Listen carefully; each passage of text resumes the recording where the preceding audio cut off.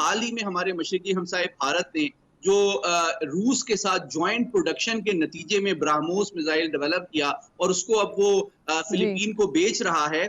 बाज़ ममालिक को टेक्नोलॉजी की फ्राहमी के लिए पाबंदियां नरम की गई, जिससे असलहे के अंबार लगे। लेकिन जैसे ही भारत मिसाइल टेक्नोलॉजी कंट्रोल रजीम का मेंबर बना, उसने जिस रेंज का मिसाइल डेमोन्स्ट्रेट किया, वो इस बात का सबूत है कि उसूली तौर पे वो उस MTCR के जो प्रिंसिपल्स हैं उसको रिस्पेक्ट नहीं करता, क्योंकि उसकी रेंज बहुत ज्यादा थी। इंडिया ने अभी अग्नि 5 बनाया, उसकी रेंज 4000 किलोमीटर थी।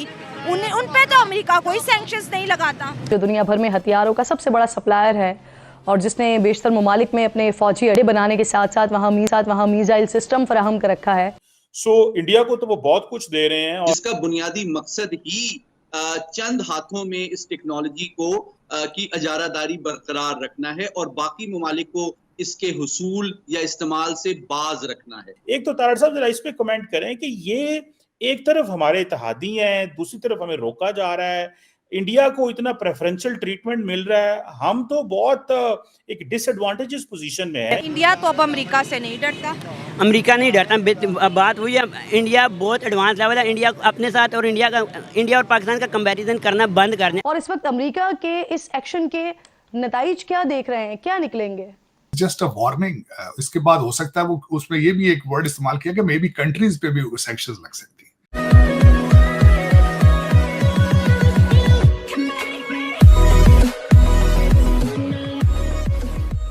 नमस्कार दोस्तों, अब यहाँ पर बात हो रही है कि भाई इंडिया और रशिया ने जो मिलकर ब्रह्मोस बनाया था, वो ब्रह्मोस मिसाइल आज इंडिया जो है वो फिलीपींस को यहाँ पर सप्लाई कर रहा है। हमारी जो पहली मिसाइल है जो हम बेच रहे हैं, वो जो पहला जत्था है वो पहुँच चुका है फिलीपींस, और आपने उस वीडियो को देखा भी होगा कि कैसे वहाँ पर मिठाइयाँ बांटी जा रही है। लेकिन दूसरी तरफ ये है कि अमेरिका कुछ नहीं बोल रहा।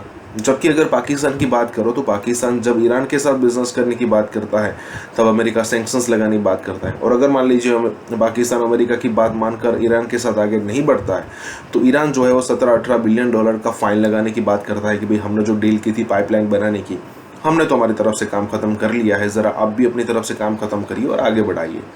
लेकिन पाकिस्तान वो कई सालों से नहीं बढ़ा रहा, मतलब ऐसा फंसा है। और अगर दूसरी तरफ इंडिया देखिए, ईरान पर सैंक्शंस होने के बावजूद भी हम ईरान से ऑयल लेते हैं, हम रशिया पर सैंक्शंस होने के बावजूद भी हम रशिया से ऑयल भी लेते हैं और S-400 भी परचेस किया है हमने, और भी कई सारी चीज़ें हैं जहाँ पर दुनिया हमको टोक रही है, लेकिन फिर भी हम कर रहे हैं और आगे भी करते रहेंगे। तो कहने का मतलब ये है, यहाँ पर सिचुएशन ये है कि इंडिया जो है वो सारी चीज़ें करने के लिए भी तैयार है, सारा रिस्क लेने के लिए तैयार है। इसके साथ ही वीडियो शुरू करता है। और हाँ दोस्तों, एक और रिक्वेस्ट है आपसे कि कृपया करके हमें सुपर थैंक्स के माध्यम से मदद करना ना भूलें। तारड़ साहब, एक इम्पॉर्टेंट डेवलपमेंट जो कि पाकिस्तान में बड़ी खास देखी जा रही है, और वो ये है कि अमेरिका ने पाकिस्तान पे सैंक्शंस लगा दी हैं। टेक्निकली तो उन्होंने चाइनीज और बेलारूस की कंपनी पे सैंक्शन लगाई हैं, लेकिन वो डेफिनेटली पाकिस्तान के मिसाइल प्रोग्राम पे सैंक्शन है कि अमेरिका नहीं चाहता कि पाकिस्तान का जो मिसाइल प्रोग्राम है वो जो है वो पाकिस्तान कंपेटिटिव हो इंडिया के मुकाबले में। इंडिया को तो वो बहुत कुछ दे रहे हैं, और एक होते हैं तारड़ साहब, उन्हें हम कहते हैं सप्लायर ग्रुप्स। तो ये जो सप्लायर ग्रुप हैं जिसमें मिसाइल टेक्नोलॉजी कंट्रोल रजीम होता है, एक वेसेंजर अरेंजमेंट है, ऑस्ट्रेलिया ग्रुप है, न्यूक्लियर सप्लायर ग्रुप है, बेसिकली पाकिस्तान की जो एक्सेस है वो इन चीज़ों तक रोकी जा रही है।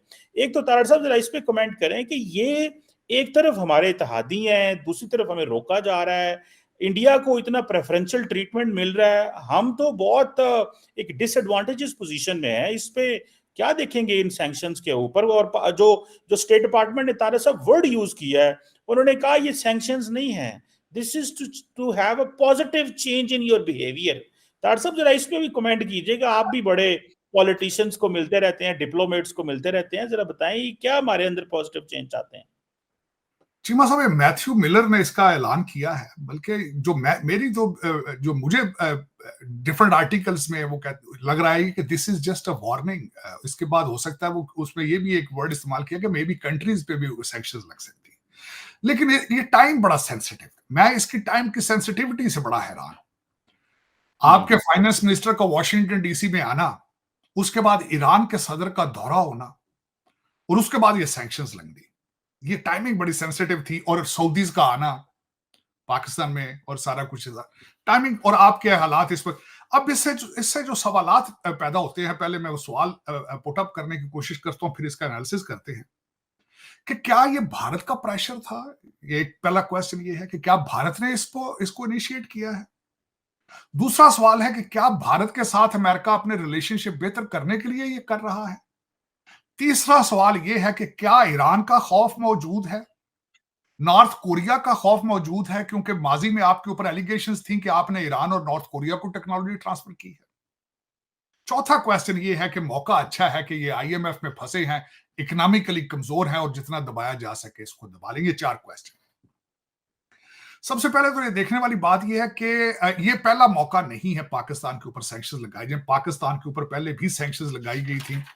चाइना की 3 कंपनियां थी, बल्कि 13 कंपनियां थी जिसने 2 दफा ये लग चुकी हैं सैंक्शंस पहले पाकिस्तान के ऊपर, ये पहला नहीं है। इसमें जो मैथ्यू मिलर साहब ने कहा, और यहां पे ये भी जरूर बताना चाहूंगा कि अमेरिका ने आपके ऊपर सैंक्शंस लगाई हैं कि आप अभी मिसाइल बिल्ड भी ना करें, लेकिन खुद इजराइल को भी रिसेंटली $3 बिलियन का असला दिया है गाजा के लिए उन्होंने। तो ये अगर देखा जाए तो ये आर्मामेंट की पिलफरेज नहीं है, ये बेसिकली ये जियो पॉलिटिक्स का हिस्सा है। ये जियो पोलिटिकल इसके पीछे मोटिव्स नजर आ रहे हैं, जिसमें साथ एक फैक्ट शीट भी दी गई है इस चीज के साथ, जब उन्होंने इस चीज का ऐलान किया है।